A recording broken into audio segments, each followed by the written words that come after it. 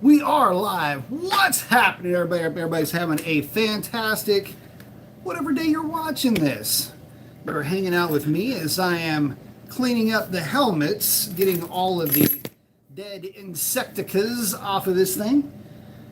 Wanted to talk a little bit about what is your ride style? What kind of bike do you have? And really, what are you up to? Why do you like to ride so much? What makes you that crazy guy? You know, it's funny. A lot of us don't really have people that, in our circles anyway, that ride these machines. And the weird thing about it is, you know, a lot of times they just don't kind of get it. You know, they wonder, why is it? Why are you going through all of this, you know, risk and all of that? Why do you ride those machines? Aren't you too old for that? And anyway, I get that every once in a while. Not from anybody that's close, just from folks that find out that, oh, well, he likes riding motorcycles. Yeah, he does. And, you know, what is it that makes you tick and why do you do that kind of stuff? So, you guys ever run into that? Well, I do every once in a while. I get kind of a raised eyebrow every other conversation with some clients or management or something like that. What are we going to do for you? You know, you end up, this guy decides he wants to just do motorcycles for the rest of his life. Who knows? Anyway, we are doing a live show tonight. Two Wheel Tuesdays, Moto Chat.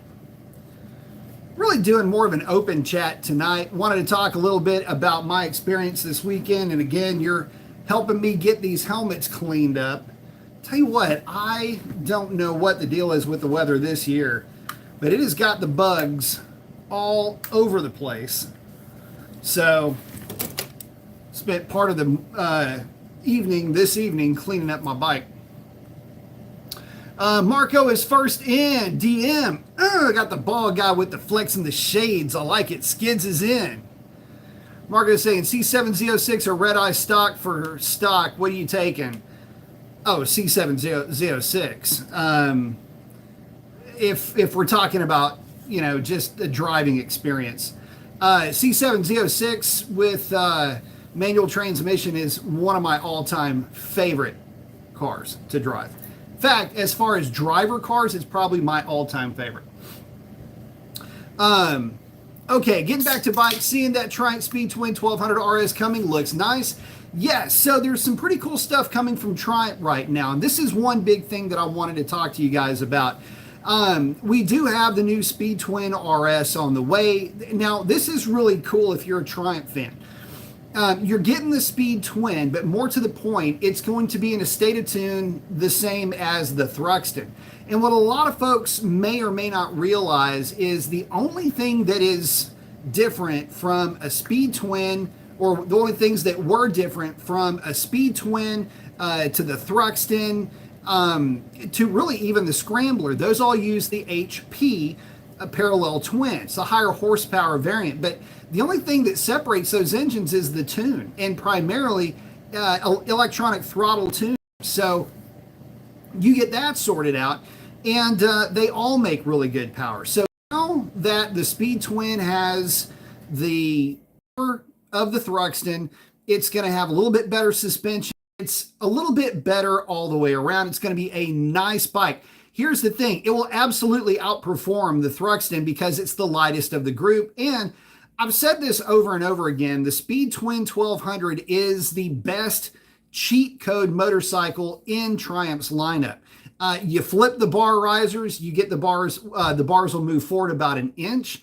Gives you a little bit more aggressive riding position without compromising the looks of the bike at all. From there, well, again, it's the lightest of the group, and it really is the quickest of any of the Bonneville-based bikes.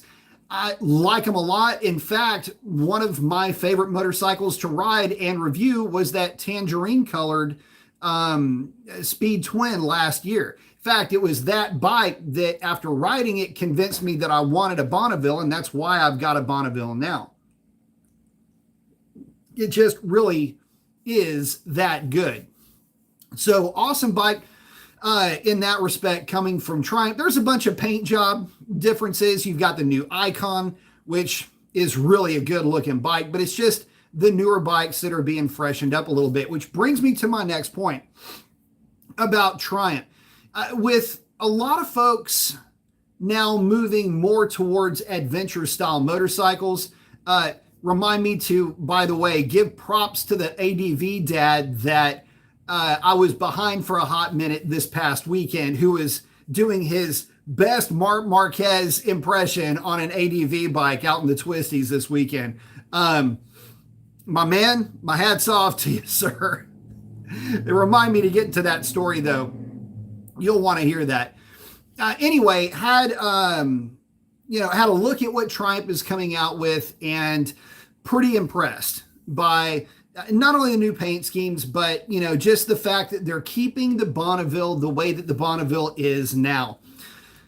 So why am I saying that? Well, it's because of my experience going to the Harley Davidson dealership recently. When I went to that dealership, I was frustrated and bummed out by the bikes that I saw. And to be real honest with you guys, it's not so much, I'm not an anti-Harley guy at all. Not in the way that some others may be. But anyway, Harley has changed up the Sportster. In fact, it's a pretty good evolution, if you ask me, of that particular bike. It's water-cooled, very high performance, 120 horsepower, and it looks futuristic, all still while keeping an old-school motif, if you will. At least the overarching value of the bike. But it's not old school. It's not in the same realm of cool looking as a Bonneville, because the Bonneville is just old school looking and the newer bike is just newer school. But I say all of this to kind of set the table for you. I like that Triumph is keeping the Bonneville kind of locked in the 60s. I like that about what they've done, but Bonneville, you have to remember, was the ultimate sport bike of its time. I mean, it's the product of an evolution for Triumph back then that began with the Speed Twin and eventually ended up with the Bonneville. And those were the fastest bikes of their kind. Matter of fact, I remember very clearly, guys street racing them. Hell, Evel Knievel used to ride a T120. And that was one of his first bikes when they were doing all the stunt shows and the wheelie bikes and all that. Those were all Triumphs. So that gives you an idea of some of the pedigree of Triumph, but Harley Davidson was in that same realm too, and that's at the peak point of flat track and all this other stuff. Anyway, it would be cool if Harley made something that was a little bit more like the old school Sportster, in the same way that Triumph is keeping the Bonneville in the 60s. If they could keep the Sportster still in that 60s and 70s flavor, but it's gone. So, coulda, shoulda, woulda, whatever. But at the same time, I'm praising Triumph for, the Bonneville still being stuck in the 60s. They really have got to do something. I get it. They've got all the new bikes that are coming out, the paint jobs, I should say. The Daytona 660, depending on your placement on the planet, it's either doing well or it's a flop. It doesn't really have the universal appeal the way that you might have expected, or at least had been optimistic for that bike. But there's nothing in the lineup that is like a sports bike. I know there's the street triples, but there's nothing fully fared that gives you the same kind of riding experience that some of these newer super sport bikes, not to be confused with super sport, which is, as I've been corrected, and I think that we need to kind of start to expect to change the definitions of some terms here, but you've got sport bike, super sport bike, and then you've got bigger sport bikes. Think of like the R9, the new RCR that's coming out, bikes that are like that, where they're not super sports, the way that like the Ducati Super Sport, it's called a Super Sport, but it's not like a V2 Panigale, which technically races in the Super Sport class.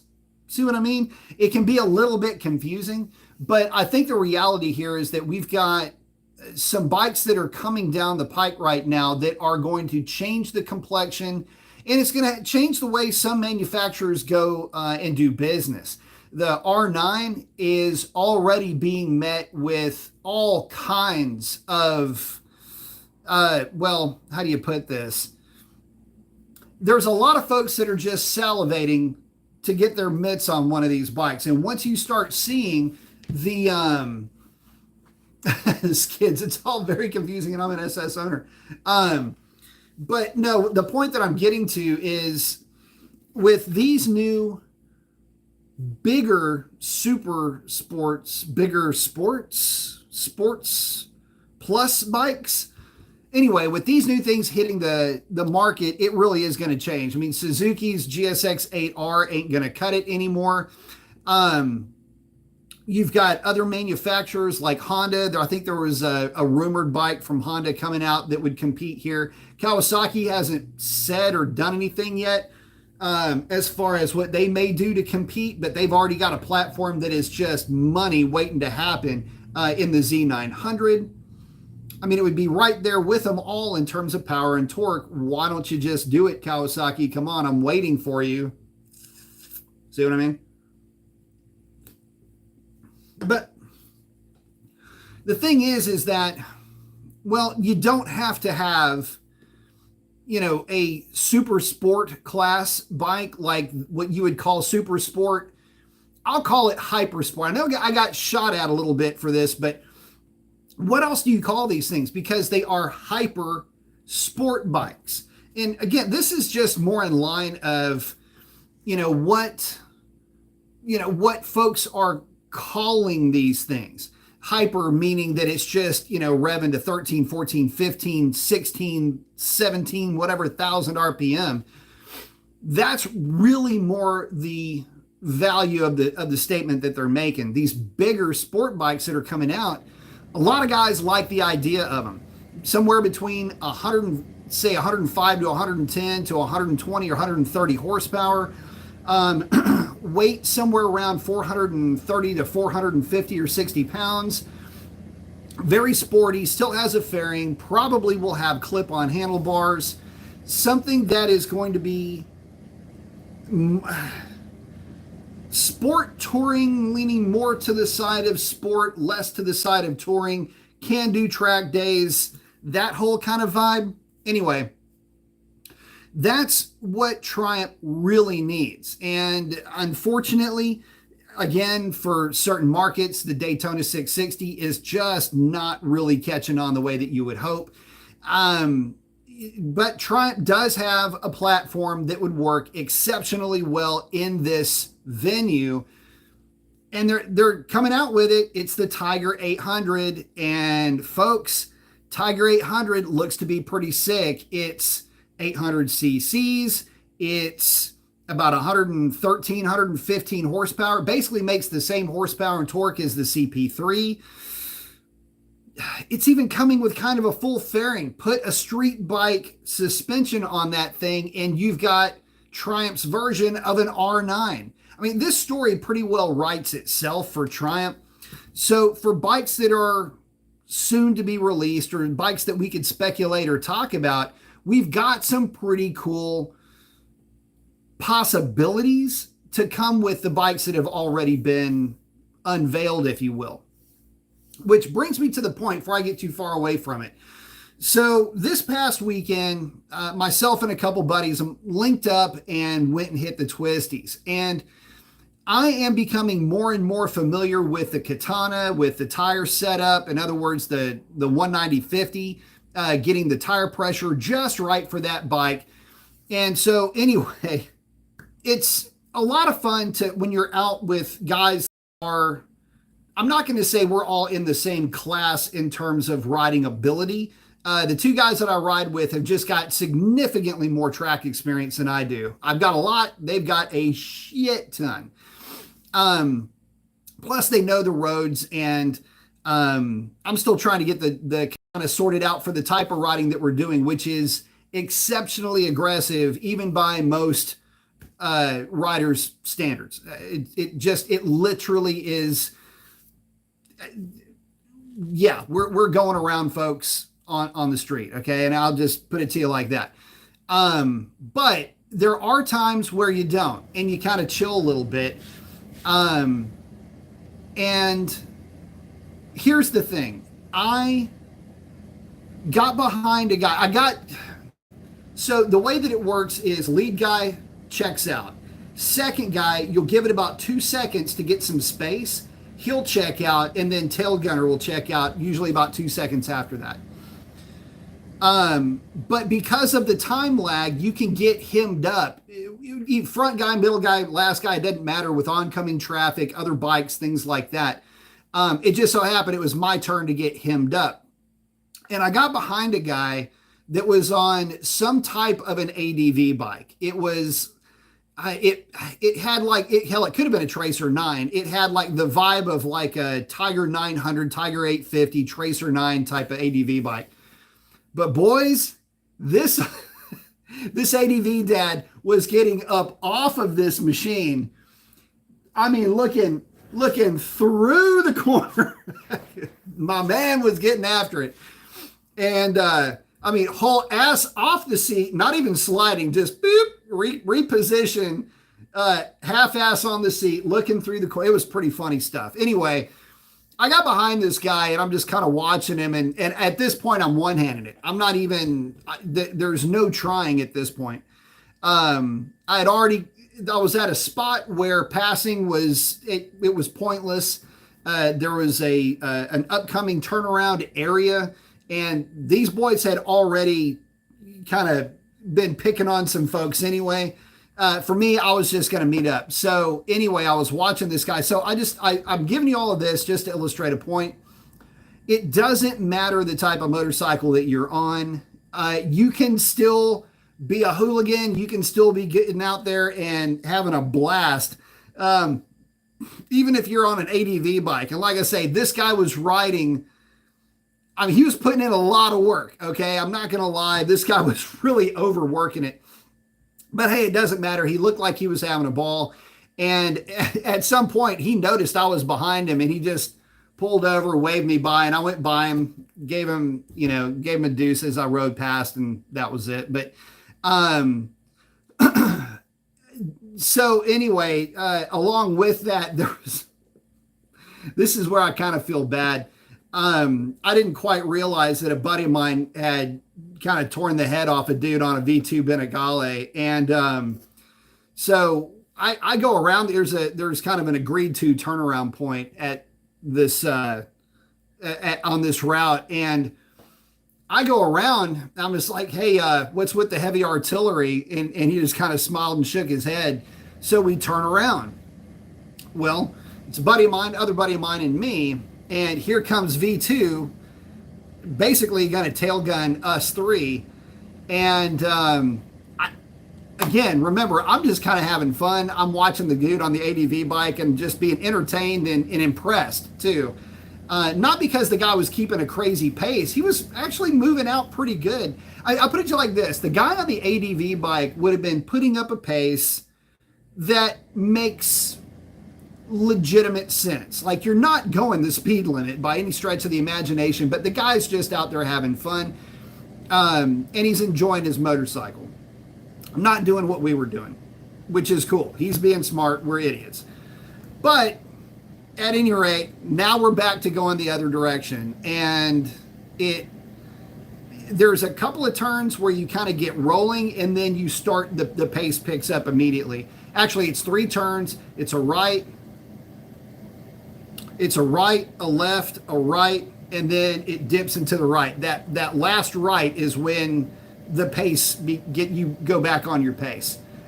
And guys, I hate to say it, and I'm not the kind to like kiss and tell on stuff like this, but I expected the guy on the V2 to be a little bit more. And listen, and I know it's not the bike, I get it, but if you're going to get a V2 Panigale or a V4 Panigale or something along these lines, like an expensive high-end sport bike, this is something that's going to happen to you. He was going to try to roll with us, and forgot to mention this other part. Dude was a little bit pissed that he got smoked on the backside of this route.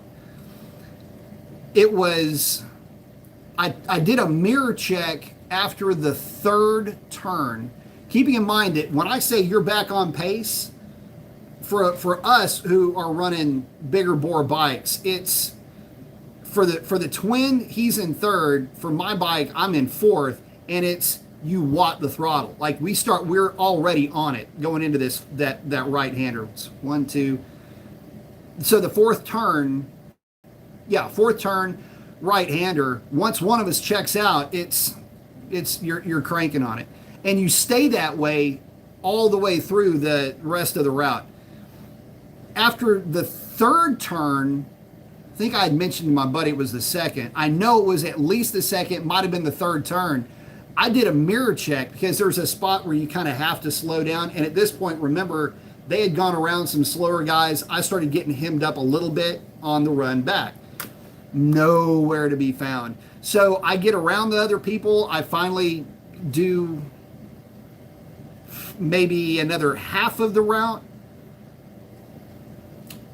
And then some. I get hemmed up again. And at this point, I'm behind a guy on a Ducati.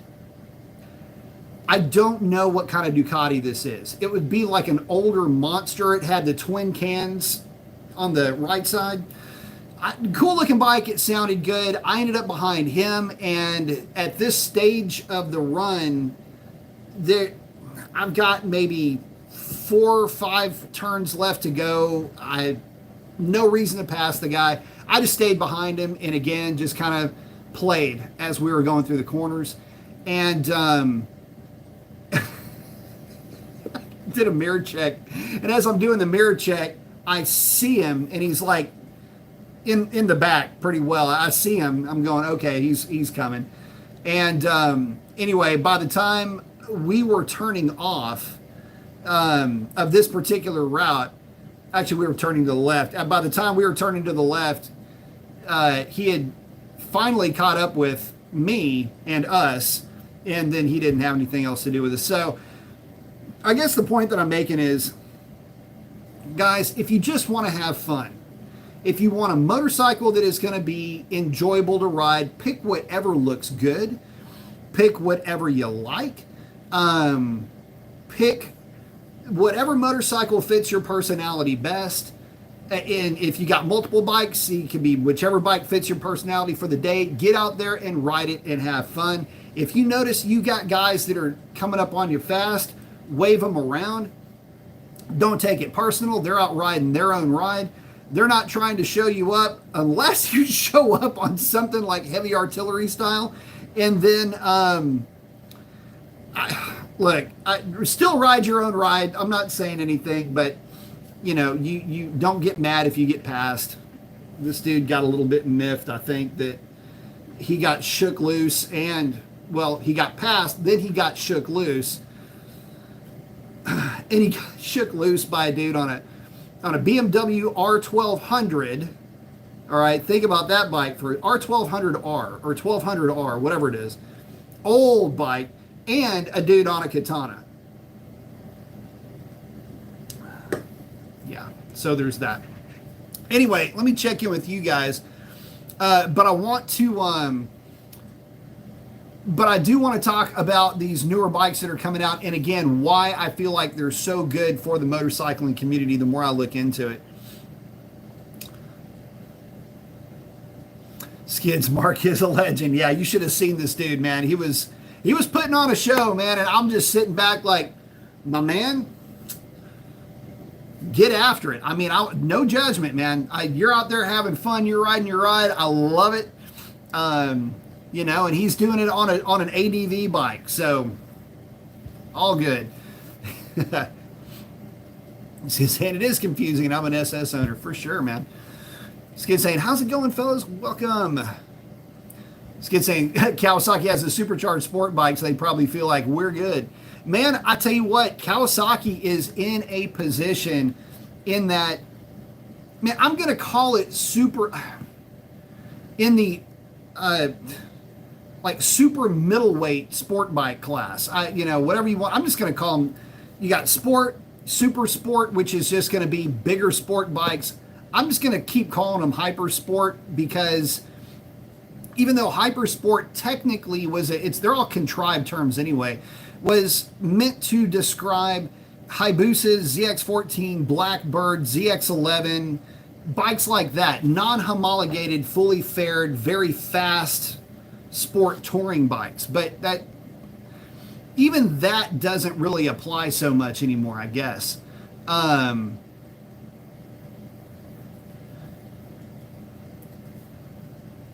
But anyway, these super middleweights, the 900cc, 800cc, multi-cylinder, in other words, 3-cylinder and up bikes, they're going to be really good for the type of riding that I was doing on Saturday, where not like what I was doing or my friends are doing, but for the guy that just wants to get out there, get the bike on the side of the tire, be able to feel the acceleration rolling into the throttle, catching apexes, just enjoying themselves in a safe but very spirited manner. The super sport class, or the larger sport bike class, I love it for those guys. And I don't think that it's a bad, even if you're an advanced rider, somebody that's got the skill set or road knowledge or combination of the two where you can get out there and get aggressive, those bikes will do well for that.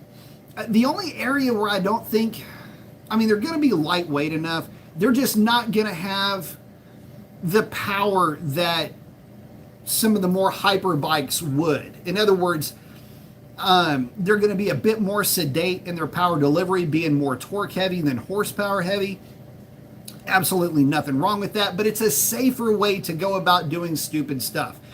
And I got to say, I kind of like that a little bit.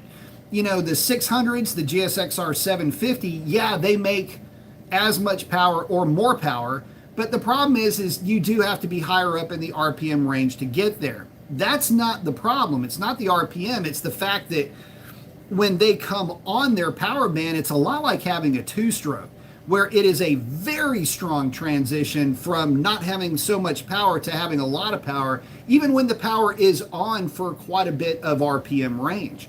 So just know that coming into this, these are motorcycles that will allow you to use less horsepower, but more torque under wide open throttle, which is going to make it a softer power hit, which is going to make it safer and a lot more fun for folks to get out and have a good time on a bike like that. But yeah, no, Kawasaki, if they would do something with the Z900 platform, and make it a fully fared thing with better, it's got to have the right suspension though, for the love of Pete. That thing, I will say this, I would probably maybe still have the Z1 if the suspension was legitimately like a step up better. Or if I lost about 45 pounds. How about that? That might be a better way to do it. How do you get better suspension? Lose weight. Skid saying I got shot at by guys who don't know motorcycle. Yeah, that's it's weird. I couldn't understand why. When the term super sport bike, hyper sport bike, sport bike, all of these terms are changing in their meaning, and manufacturers are calling these R6, GSXR 600, CBR 600, which we desperately need to get in the States, CBR 600R. These are all hyper sports bikes in that they are revving to another 30-40% higher in terms of RPM number than their sport bike counterparts. They're making 15 to 20% more horsepower. They are in many cases lighter. These are true race replica motorcycles, and they deserve their own term. I feel like they've earned it at this point. We haven't had this crop of, and I keep calling them A2 compliant style motorcycles, R7, GSX-8R, Daytona 660, Tuono 660, CBR 650. We haven't had motorcycles like that diverse of a crowd in that realm for a long time. Oh, and let's also not forget the CF Moto 675. That is absolutely in that same conversation. So see what I mean? I mean, we've got an Italian bike, some Japanese bikes, a Chinese bike that are doing incredibly well.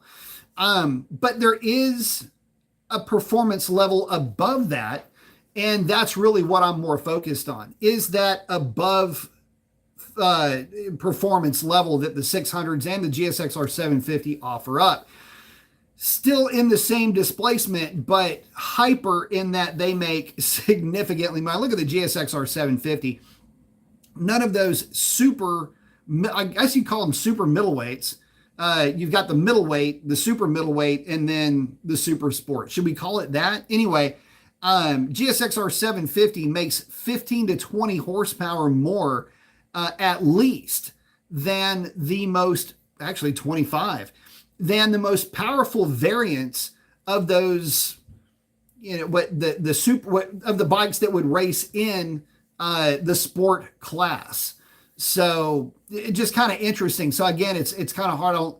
It's weird anyway for me to go, yeah, GSXR 750 is a super sport. Yeah, it is, I suppose. But are you going to call an R9 a super sport? It's kind of hard to do, but I guess you have to. I don't know. Again, confused about the terms. Let me check back in with you guys. X is in. Gary's in saying, hey, from Northern California. Oh, man. My adopted home state. Gary, I am jealous. I miss NorCal. Millbrae, San Bruno, where y'all at? La Honda, HMB, Pacifica, South San Francisco, San Ho, Santa Cruz. Where you at, babies? Miss all of y'all. X is saying, which motorcycle do you think was the biggest game changer? One that revolutionized all classes of bikes made. Easy. CB750 by Honda. That is the original inline four-cylinder. It's a motorcycle that brought real, honest to goodness, super bike level for the time performance to everybody. It was inexpensive, it was fast, and they are still, there was a Brazilian of them made, and people still go out looking for CB750s to turn into cafe racers or to do full-on restorations of. There were faster bikes than the CB750 coming into this conversation. You had, the motorcycles like the Bonneville, the Harley-Davidson Sportster from just a few years prior. After the CB750 came the Z1, you had the H1 that was prior to, or at least a contemporary of the CB750, but for four strokes, which is where we're at now. Without the CB750, which was a little bit of a dumbing down, if I'm being honest, because you had the CB350, which was dual overhead cam, 4-valve per cylinder. No, was it 4-valve per cylinder? Well, it was definitely dual overhead cam. Anyway, the 350 was giving Bonnevilles and Sportsters all that they could handle at the time. And, but the thing, or the 350 was, I should say 350. The 750 was a little bit more of an evolution from that bike. But again, it's the motorcycle that brought most people into dealerships and would begin the conversation of, what you would start talking about when you're talking about power, performance, reliability, anything, any kind of accolade that you could give, the CB750 would own them and own all of them. And it set the stage for the universal Japanese motorcycle. The UJM, as you'll hear them referred to all the time. And it's the platform, and it's the architecture, aside from rear shock placement and fork orientation. You put a fairing on that thing, and it's indistinguishable from, from modern motorcycles in a way, right? I mean, obviously brakes would be different. There's a lot of minor differences, but to an alien that just floated down from outer space, and you look at this thing and you go, yep, that's a motorcycle. So that to me is, I mean, it's a knee jerk response for me. That's always debatable. There are motorcycles that are out there that, you could say, well, you could go, how depends on how far you want to go back. You got to talk about the Vincents. You can talk about some of the Nortons, obviously the Bonneville, the Sportster in a certain way, but none of those motorcycles exist anymore. And in a lot of ways, the CB750 does. I mean, we've got a CB750, the Hornet. We got a Hornet 750 and a Hornet 1000, which, by the way, for the year 2025 is a legit little hot rod. The bike is still around today. And, that's something that you can also kind of, hang your hat on too, is it's pretty kick-ass in what it brought to us. We wouldn't have motorcycles the way that we see them now if it weren't for that original CB750. DM saying losing weight is the best way to take weight off a bike, for sure. Works every time. Sovereign is in saying hello. X is in. DM saying be right back. So yeah, been having a lot of fun lately. So let's see update on the T-Bird. So here's the thing. I don't really know where to begin or end with that bike. It's definitely, so here's the thing. It's getting plugs and it may have to get coil packs, which, it is what it is. But I doubt that it's going to be coil packs, probably just plugs.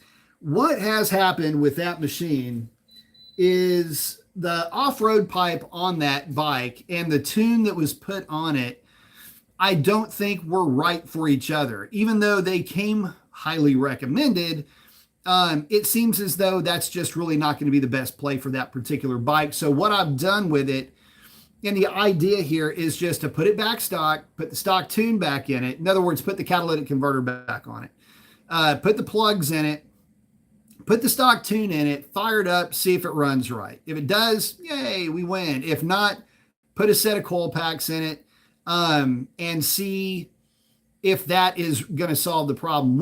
It's going to have to be fixed through attrition at this point, unless the dealership has got just absolutely the best kind of scan tool that can give O2 sensors and any other types of data logging, like map sensor voltage, map sensor outputs. Everything looks good, like from a balancing standpoint. Throttle bodies look balanced. Everything looks right with that bike. The only thing that bothers me and the only thing that scares me about it is, again, just the tune that was on it. Looks like it was throwing a lot of fuel at it. And that probably fouled some plugs and created some issues, which, it kind of is what it is at this stage of the game. Here's the funny thing, though. The bike never really ran as good as I felt like it should. And it certainly didn't run as good as it did when it was stock. And that's really what I'm looking more for that bike. It doesn't really sound marketably different with your helmet on going down the road, either with or without the off-road pipe. And it runs really strong once you're going down the highway. It's just kind of funny. A big tank like that'll happily cruise at 90 miles an hour. It's just kind of fun. And so that's the latest with the T-Bird. Now, I am going to be putting together a video recapping the Daytona, the T595. I'm going to be talking about, the bike's been back on the road now for over a year. What all has happened, what all I've done to keep the bike alive, and, really where do we go from here with that machine? So I'm going to be talking about the gas tank fix, the leaks and all that kind of stuff too.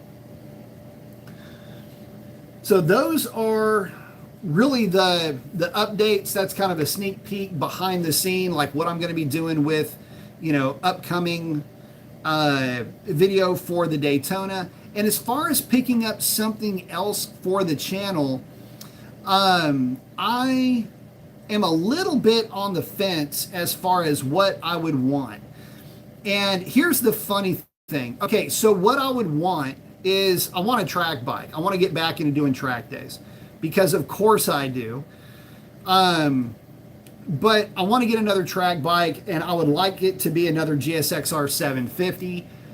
That's kind of my preferred weapon of choice, and GSXR 750 works for me. It's got a little bit more grunt than a 600 horsepower. Yeah, it's there, but I'm not really buying it for the power, which is what everybody says when they're buying it for the power.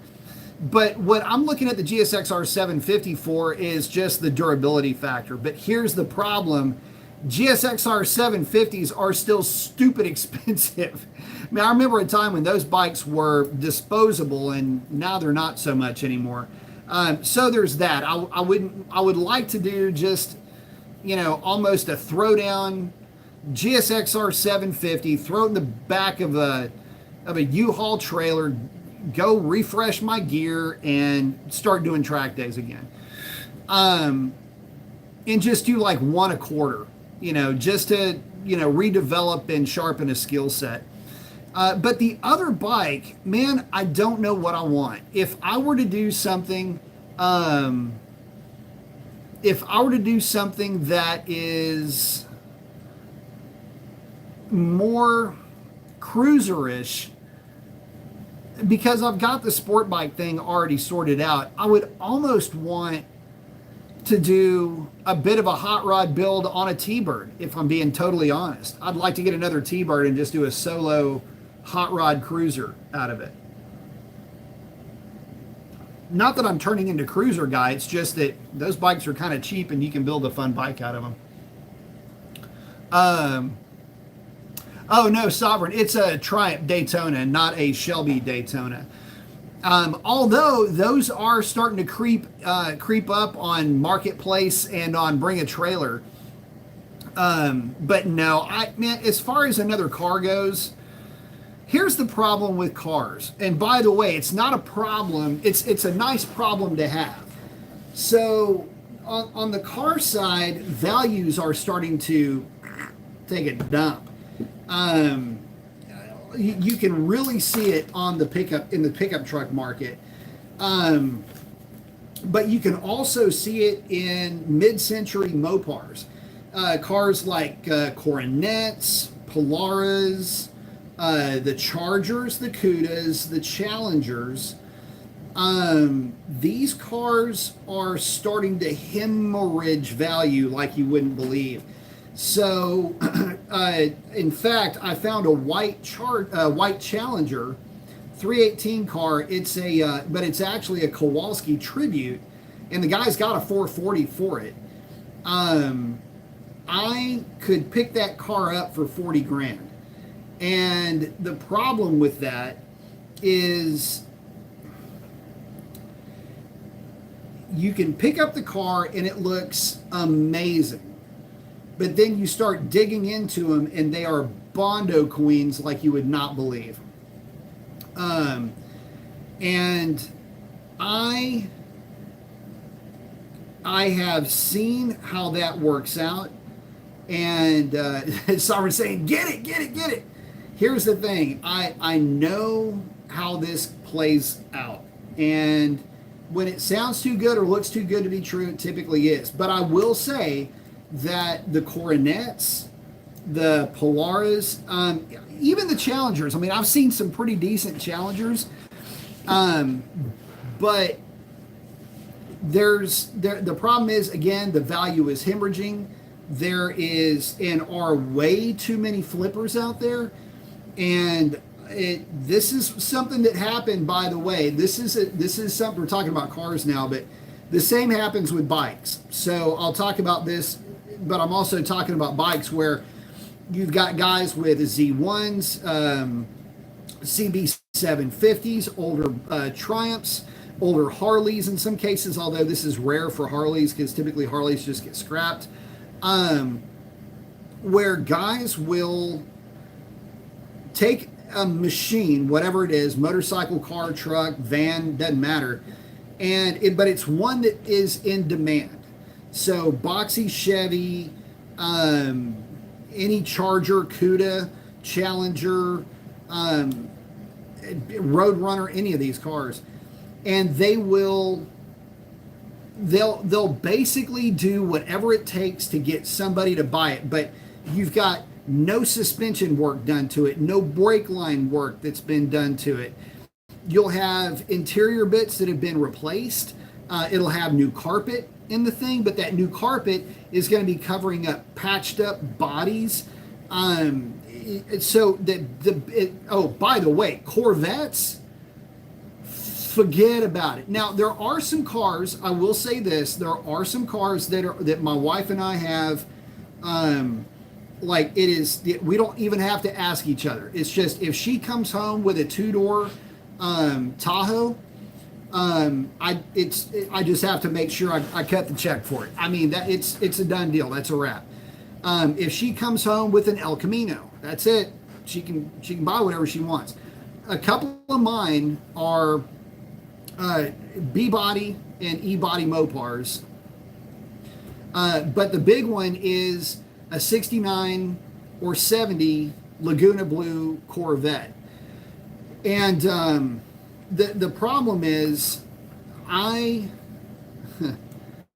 it would have to be a very specific car for me to buy it too. But the big problem with any of these older cars, and this is coming after we've been looking for a while for some of these, the Vets are the worst because they're easy to mask, like cracks and things like that, and fiberglass are easy for fiberglass guys to mask over and fix. They can just repair them.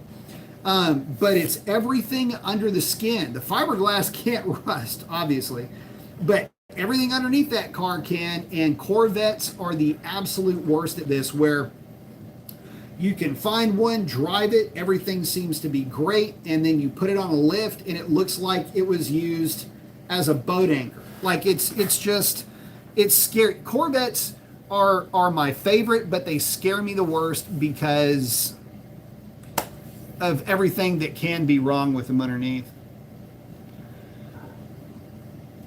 Saying, yeah, you don't want to get scammed. No, you don't.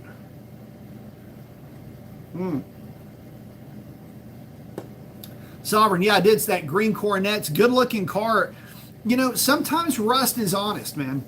Let me just be real frank with you. I would buy not something that's clapped out. Don't get me wrong. I'm not saying that. But I would buy a vehicle that's got a little bit of rust on it. That's, especially if it's like Texas sunburn type of rust, I wouldn't really bother. That wouldn't bother me so much.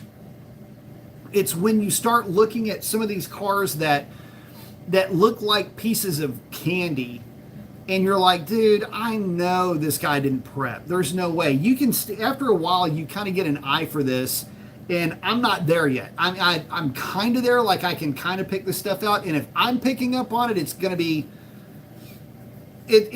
fairly obvious to anybody that would look at these things. But anyway, the same applies to motorcycles. So, you know, if you're looking at like some old school Bonneville, you know, you got to make sure that you're not going to be into one of these older, like legit older bikes where you're replacing everything.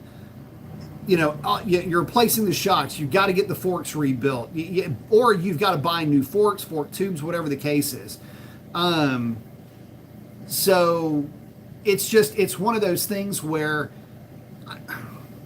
nostalgia, unfortunately, is getting to the point where, and I think a lot of people have found this out too, it's just way too expensive. And that's why with these new retro motorcycles, why so many people got so worked up over them is because you really could and can have the experience of an old school machine, but not have to suffer the issues of maybe a cracked frame or terrible brakes or, you know, some level of, unreliability, although they actually were fairly reliable and the brakes weren't all that bad, all things considered. But you get better tire technology, and these bikes get down the highway much, much easier than their old school counterparts, the bikes that they're built to emulate. You can't do that with cars. You can with motorcycles because you're afforded much more freedom with motorcycles because there's not really a safety thing that you're concerned with, like impact resistance and crumple zones. But you are the crumple zone on a motorcycle.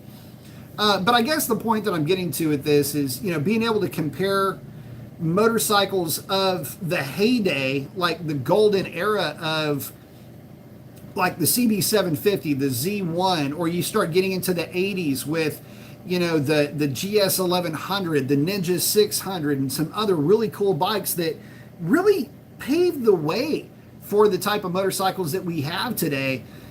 You can have a direct line of sight comparison with those machines with the modern offerings.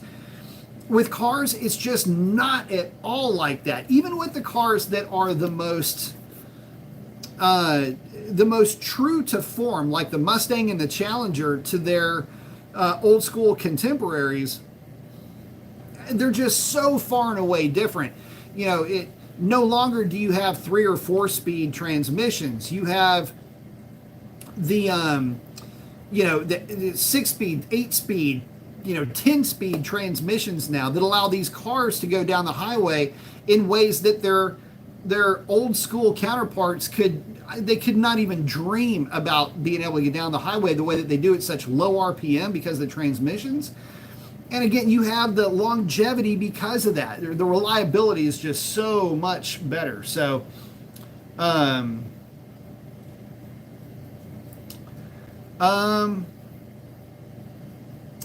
yeah, the Sovereign's talking about the SEMA stuff from Dodge using the current Stellantis 400 volt EV drivetrain.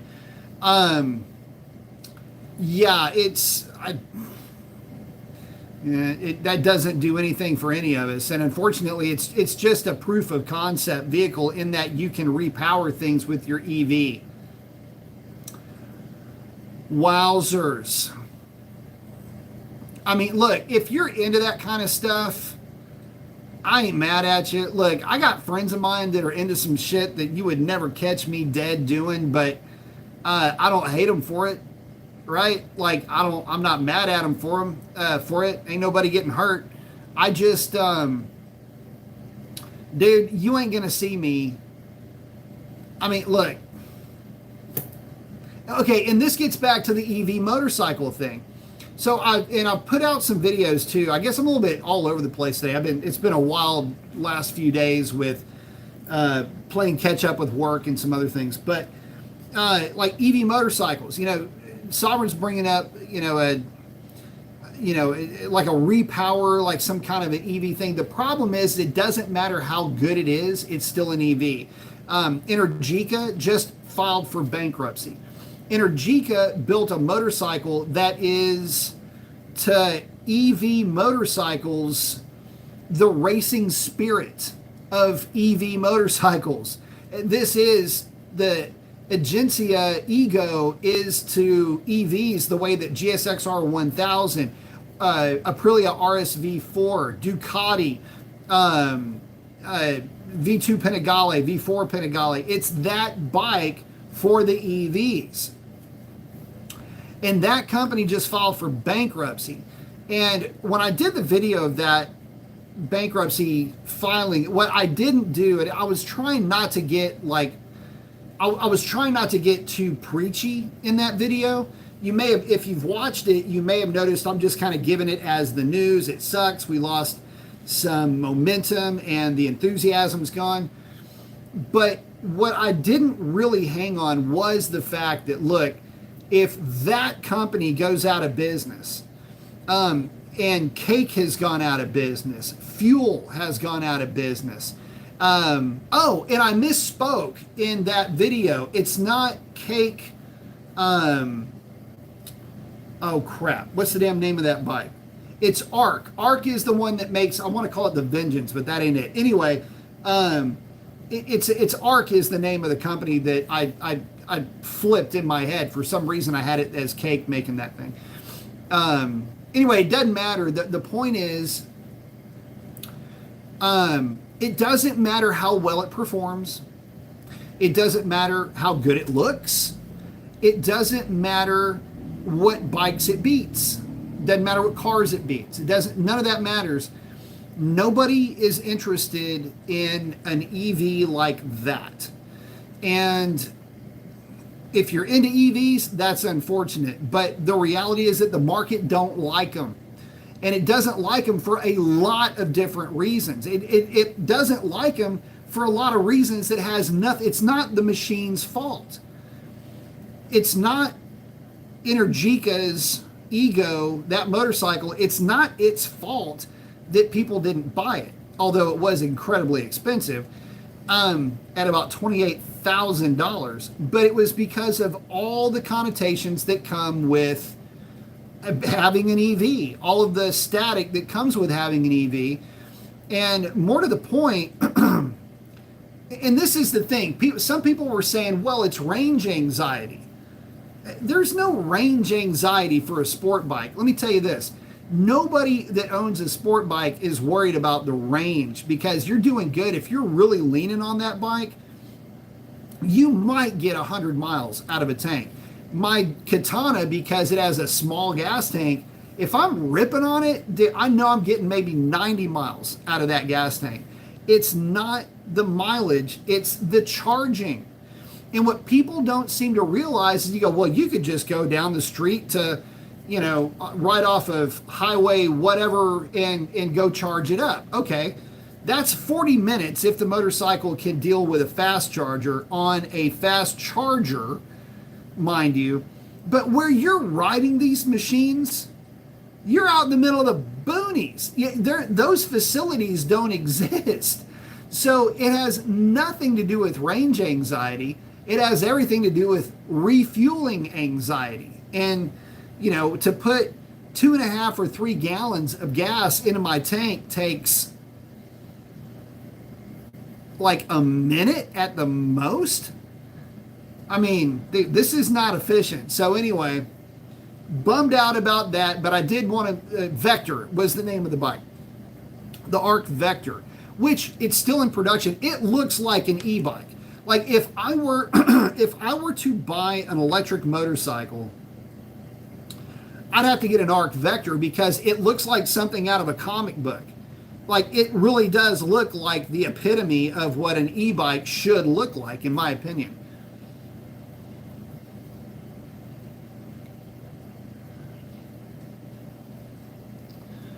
And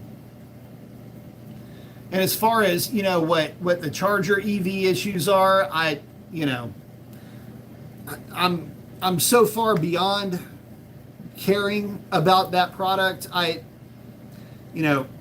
Me and my RC will salute their success, but I just don't see it being the case.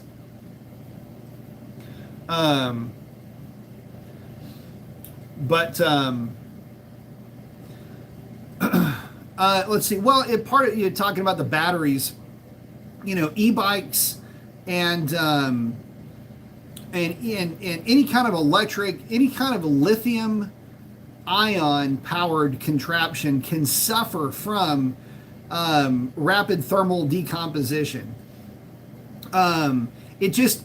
Some will succumb to it more easily than others, and some may not. Like a lithium ferrous just doesn't have the same issues that a lithium ion would have, but it also doesn't have the power density and it doesn't have the discharge rate. But they work beautifully for batteries to start an internal combustion engine because they're lightweight and they're still very power dense. There's nothing wrong with them, but and then you get into, lithium ion, lithium ferrous, which one is better? Lithium ion isn't as safe as lithium ferrous, but it offers up better performance, better discharge rates, where lithium ferrous doesn't have the discharge rate, but it's very consistent with the rate that it discharges at. It's got more charging and discharging cycles, but it doesn't like to be kept at 100%, doesn't like to be kept at a high charge rate. So they're picky, fickle little things. I mean, for every one thing that one battery does, the other battery does something differently. So that's where you get into the weirdity of like an e-bike, for example. You want the most discharge rate you can possibly get, but the problem is that chances are you're always running that thing at really high discharge rates.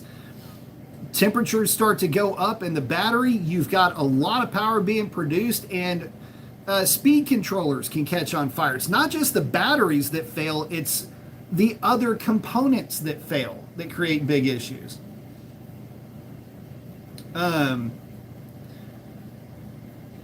But yeah, there's a lot that goes into solid state batteries won't have the issue. I mean, we'll see. I mean, I'm all thumbs up for this kind of stuff. I like new technology, and again, for me, guys, it's just another power plant. I like the idea of e-motorcycles. I think that they absolutely do have their place. I even think that an e-bike would be like a true e-motorcycle. And again, when I say e-motorcycle, I'm talking about a motorcycle powered by electricity that can manage and deal with highway speeds and that type of thing. I'm not talking about little e-bikes or, a campus cruiser or something like that. I'm talking about something that is an actual honest to goodness conveyance. I hate to say it, but they can make for a really cool, really fast, really fun way to get around an urban area, like an honest urban area. It could also be awesome if you've got removable battery packs to be able to swap packs out at the track. I had been a proponent of this for a while, where you get to the track and you've got maybe 3 or 4 batteries already charged up and ready to go. You pull the bike off the trailer, do your warm-up lap. You got maybe 4 20-minute sessions worth of battery on you, which is going to wear your ass out. I don't care who you are. You get done, pack up your stuff, and away you get back to the house, and you can just put the batteries back on the charger, let them charge up the same way that you would charge up your leaf blower batteries. You got one charged, stick it in your big lipo bag, you stick it in your storage bag, go down the route. By the end of the week, you've got all your batteries charged up and you're ready to go. I think that would be amazing. There's nothing wrong with that. But again, a lot of folks don't see it that way, and you get caught up a lot in the message, if you will, when it comes to this EV stuff, which is a real shame. And how we got to this place, I still don't know.